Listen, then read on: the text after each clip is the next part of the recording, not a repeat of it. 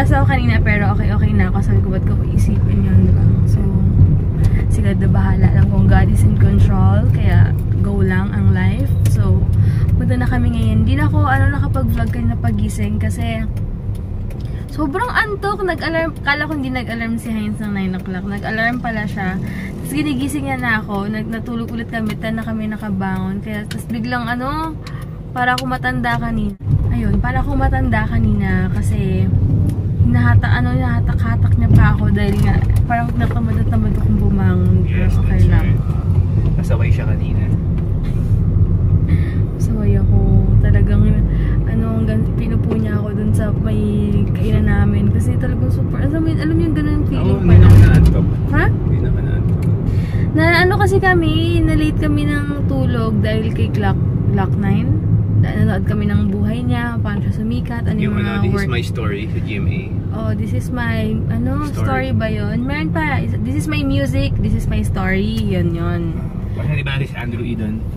Oo. Ayun si Andrew, ang sarap lang ng feeling, alam mo nakakatawa yung mga pinagdaanan nila. Super successful, di ba? Pero di mo alam yung behind. Di mo alam yung behind, oo. Na 1 year pala siyang nagpapasa ng mga, tape, cassette tape pa daw yung uso nun. Hindi naman daw dumadating, di daw na i-receive ng mga nasa taas, yung mga boss nila, hanggang 1 year yun. Security guard lang, so parang gusto na niya mag-give up.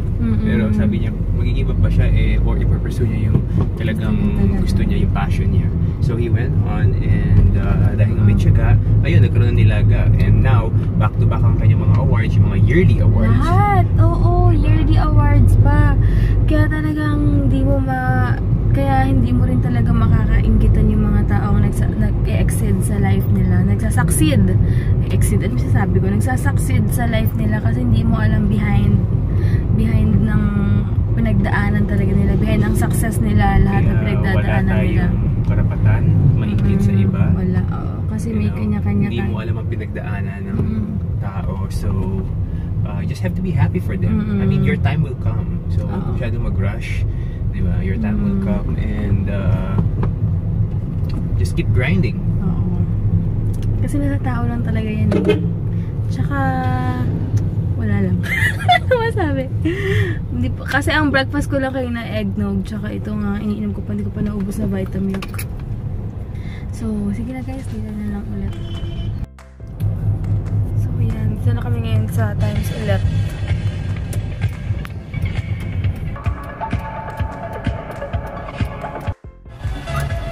Ayan, sine-check muna nila kuya kung ano. Ngayon malamig naman siya kasi malamig yung weather. So yun guys, balit. Check namin sa CJ kasi dito, pag yung compressor yung problema, 15,000, no? Wala pa yung labor. Pero check namin sa CJ kasi sila rin, kasi medyo mahal dito kasi binabayaran mo rin yung syempre yung lounge nila, ganyan. And sigurado ko rin naman kasi dito, pero kung may budget lang din naman, why not dito na lang kasi hindi sila nagba-back job eh. Pero sa CJ, kilala rin naman sila sa aircon, pero check namin dalawa kung ano yung mas okay. Canvas muna. Tsaka gagawin daw to maghapon eh. Kaya, ano mo yun, nagdalawang isip din kami dito kung wait lang dyan. So yun, check muna namin sa CJ na lang. Ito pala kami yun sa M. Louvillier Pilar. May kinukuha lang kami. Ayan guys, ito na kami ngayon sa SM and kakain daw kami sa Kenny Rogers kasi healthy doon, diba? So ayan, feeling healthy lang kunwari today. Sure ka, gusto mo yun? Kasi yup, gusto ko yan. Yung, I mean, yung mashed potato, I mean yung ano sa'yo, yung ka?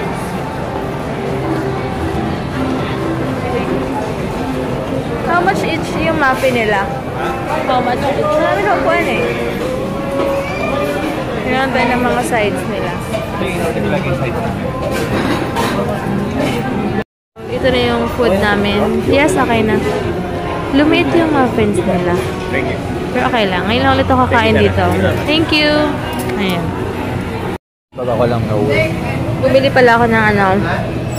Ano yan? Sour cream potato. For take-out. Yun na yung dinner ko later. Bagong buhay na ako guys. Ito pa din. Ayan. Pero lipstick ko natanggalin pala dito. Well, which is normal. Where? Lipstick ko, hindi ko sinasabi sa akin. Yeah. Gusto niya sa akin itong color na to. Paubos na eh. Alam ba ang pilok? Hindi naman. Ikaw alam ba? Sabi ko sa kanya, asan na yung credit card ko? Kasi inantay pa namin yung isa pang payslip niya. Kasi kailangan, pag mag-a-apply, ano yan? Kailangan yung updated na ano? Updated na payslip. So, kala ko ako. Sir, kala ko ikaw. Kala ko ako. Ayun. So, masabay daw ako kasi dala-dala ko pa yung water bottle ko. May inom ako. Grabe ka. So, yan. Video. Pag BPI kasi parang, ewan ko naman maganda. BPI video. Tingnan nyo guys. Ano maganda, ha? Video. Video talaga. Sabagay kasi yung video nagamit namin, kahit di namin tinawagan yung video nung nag-travel kami. Nakapag-withdraw kami sa savings namin sa Macau. Gamit yung video. Pero yung BPI ayaw. Kailangan pa yatang itawag bago something ganun. Ayan, dito na kami yun sa gym. Saved by the bell kami sa stoplight. Tinataranta ko siya eh. Nakuha na pala namin yung pinalaundry namin finally. After 1 week. Kasi wala akong time dumaan dahil hindi ako dumadaan sa likod. Okay ka lang ba? Ito ang lupit ni Paul Walker. Basahin yung result. Hi ka ate. Walang katao-tao guys. Super as in boring. So boring. Nox naman. Boring. Yung ganito ka boring. Paano itsura? Ganito ka boring. Sige. Nox, ang arte mo na ate. Social climber nga ako, diba? Kaya pinanindigan ko na. Ganito ka boring. Boring. Uy, straight na yung gaya-gaya ka. Parang! Si ate no isang gabi, kausap ko siya, sabi niya, para po, ay bayad pala. Kumaiya ka nga. Oo, kakadaldal ko. As in, ano na ako. Tapos ang masama pa nun, ng pera ko, yung susuklian. Kaya nagtagal. Kuya 80 na lang para wala na. Akin na yan, nakakaya kasi diba, ang tagal. Aray ka. Pala yung mga benta ni ate dyan. Mga po, magkumpleto tayo ngayon. Wala. Oo nga.